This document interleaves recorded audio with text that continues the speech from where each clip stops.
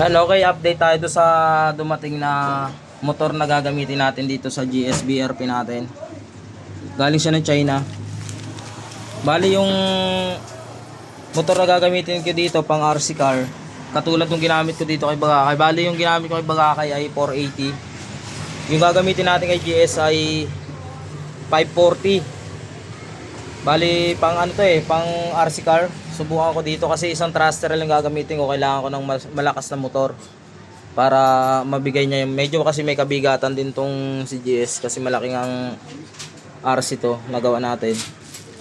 Kaya kailangan ko yung malakas na motor. Ito yung itsura niya. Galing pa to ng China. Isang linggo to bago dumating. Bali marami pa siyang kulang, yung thruster, yung timon, tsaka yung mga accessories nung gagamitin natin LiPo4, yung BSM, speed controller, transmitter. Marami pa siyang kulang. Ito pa lang yung nakukuha natin. Yan o. Pang RC car siya.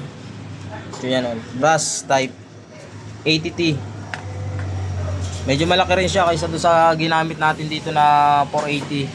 Mahaba lang yung 480. Ito 540 maiksi. Pero brush type.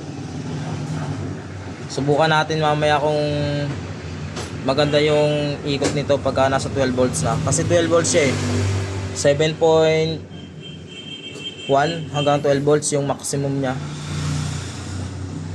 Gagamitan natin ito ng LiPo4. Mag-assemble tayo ng battery.